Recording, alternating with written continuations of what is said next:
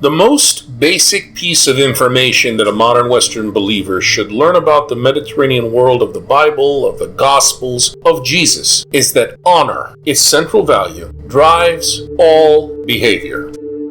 Honor is a public claim to worth and a public acknowledgement by others of that claim. Matthew chapter 5, verses 1 through 12. When Jesus saw the crowds, he went up the mountain. And after he had sat down, his disciples came to him. He began to teach, saying, "Truly honorable are the poor in spirit, for theirs is the kingdom of Skyvault. Truly honorable are those who mourn, for they will be comforted. Truly honorable are those who can resort to violence to resume their rightful honor status, but are confident in the God of Israel and therefore choose instead gentle nonviolence, for they will inherit the land. Truly honorable are they who hunger and thirst for righteousness, for they will be satisfied. Truly honorable are those who fulfill their filial obligations, for the obligations others owe them shall be given them. Truly honorable are those with single-hearted devotion, for they will see God. Truly honorable are the brokers who head off blood feuds, for they will be called sons of God. Truly honorable are those Israelites who are hazed and publicly humiliated to conform to Israelite in-group norms for the sake of proclaiming theocracy, for theirs is the kingdom of Skyvault. Truly honorable are you all, when outsider Israelites insult you all, and haze you all, and utter every kind of evil against you all, falsely because of me. Rejoice and be glad, for your reward will be great in Skyvault." There are more than 80 Beatitudes sprinkled throughout the Old and New Testaments, poetic sayings that present, encourage, and praise honorable behavior. Christians of every stripe are very familiar with traditional renderings of Jesus' Beatitudes. Happy are you, or fortunate are you, or blessed are you.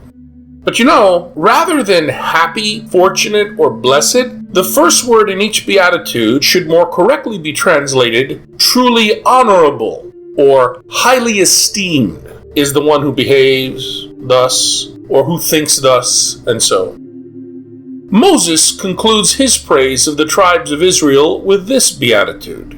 "Truly honorable are you, O Israel, who is like you, a people saved by the Lord, the shield of your help, and the sword of your triumph. Your enemies shall come fawning to you, and you shall tread on their backs." Wow, tread on their backs. Do you know anybody from the movies that sounds like this beatitude from Moses here? I can think of someone. "Crush your enemies, see them driven before you, and hear the lamentation of their women." Both the beatitude of Moses and that of Conan the Cimmerian are quite similar. Salvation by the gods and public service from conquered enemies are publicly demonstrated and confirmed claims to honor, the most important value in the cultural world of both Old and New Testaments. Now, as a person deeply embedded into his culture, Galilean Jesus also proposed honorable behavior in the familiar format of Beatitudes. On one occasion reported by the anonymous author called Luke, a woman, moved by his healing and teaching abilities, cried out, "Truly honorable or worthy of great esteem is your mother, the womb that bore you and the breast that nursed you." The Lucan Jesus countered her by saying, "Mothers, females, indeed should be esteemed, but even more honorable and worthy of esteem is the person, whether male or female, who hears the word of God, the God of Israel, and obeys it." Consider the Beatitudes in the Matthean Jesus sermon. The anonymous author we call Matthew, in chapters 5 through 7 of his gospel, has gathered scattered pieces of Jesus' sayings and crafted them into an artificial sermon delivered on an imaginary hillside. 5 imaginary mountain scenes found in Matthew. The anonymous author we call Luke, in chapter 6 of his gospel, reports an abbreviated version in a similar sermon delivered by his portrait of Jesus on an imaginary plain. Both the Matthean Jesus and the Lucan Jesus introduce their sermons with Beatitudes. Luke presents what were very likely the original, or at least oldest remembered 3 Beatitudes Jesus had spoken on some occasions somewhere in the Galilee in the late 20s Common Era.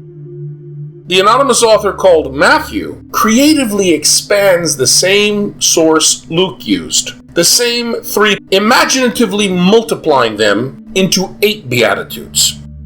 Matthew uses the appropriate grammatical form, third person singular, honorable the one who.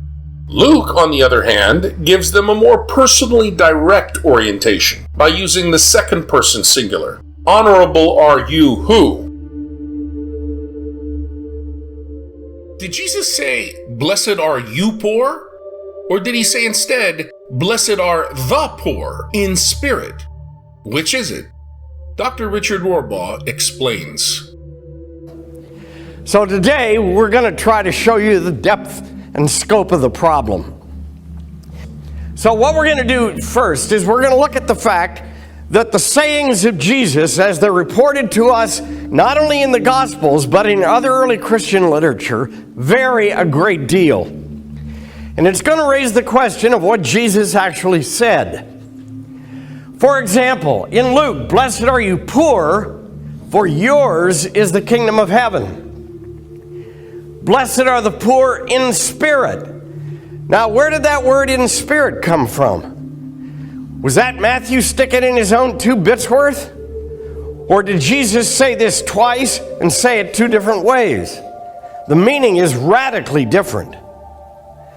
Moreover, note that yours has changed to theirs.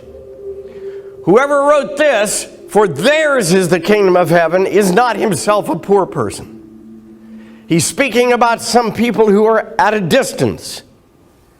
Now, we happen to have a third version of that saying. It's in the Gospel of Thomas.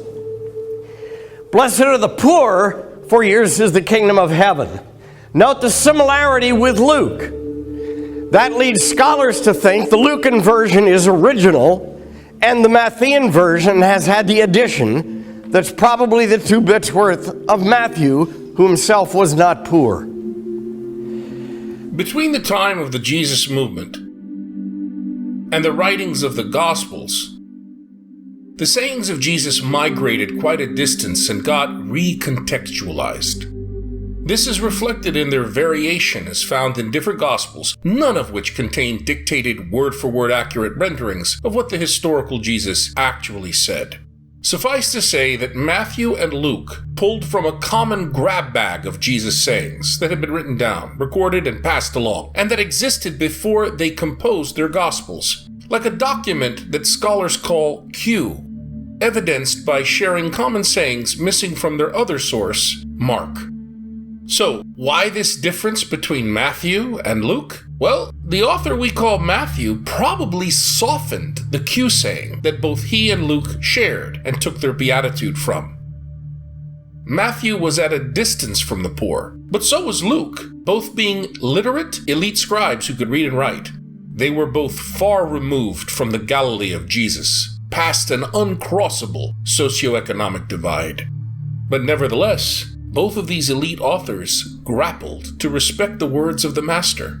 And in the Lucan version of the Q saying, we have a rendering probably more honest to the pre-Paschal Galilean peasant and nothing person, Jesus. But the Gospels are inspired. Yes. What a messy business inspiration is. God works in the mess. Matthew's sermon will occupy our attention from now through the 9th Sunday in Ordinary Time, Cycle A. In addition, very soon, several new presentations will be uploaded to this YouTube channel, giving a complete culturally appropriate translation of the entire Matthean Sermon on the Mount with explanations. The 3 basic honorable and esteemed behaviors offered by Jesus are being poor, mourning, and hungering. Even though the Bible is filled with people who suffered bone-crushing poverty in our 21st century Western economic sense of the word, for example, Jesus and the vast majority of Galileans he ministered to, bone-crushingly poor. Poor in the Bible is never an economic designation. Instead, poor in the Bible describes somebody who has temporarily lost his or her honorable status and must seek at all costs to regain that status, but never surpass it. Poor, in the biblical sense, thus refers to a revolving class of people. The customary association of poor with widows and orphans confirms this notion of losing honor status. Widows and orphans did not have to retain this position forever, because widows could remarry. That's the serious discussion of real widows in 1 Timothy chapter 5. And orphans could be reabsorbed into an extended family, or they could grow up and they're no longer orphans.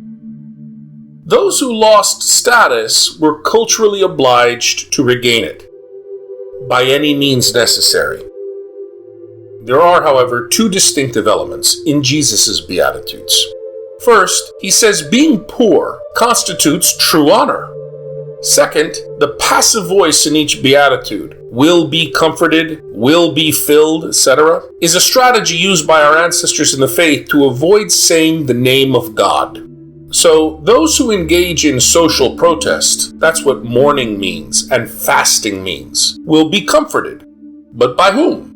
By God, of course, the God of Israel. This grammatical usage in the Hebrew and Greek Bible is called appropriately the theological passive voice, or the divine passive voice. According to Jesus' view, true honor and esteem are determined and bestowed by God very publicly for everyone to see. Remember, for it to be honor, it has to be public. And the things that God considers truly honorable, truly worthy of praise, are almost always the opposite of what human beings of any culture would think. Though modern American believers are not driven by the values of honor and shame, as is the Mediterranean world of the Bible, our culture is a guilt-win culture. Crises often indirectly reveal our genuine assessment of values in the West. The survivors of a hurricane, for example, will repeatedly say again and again that life is more precious than possessions. And yet, given new opportunities, many would return to collecting material possessions and resuming conspicuous consumption. Material possessions, conspicuous consumption. These are, after all, signs of American honor.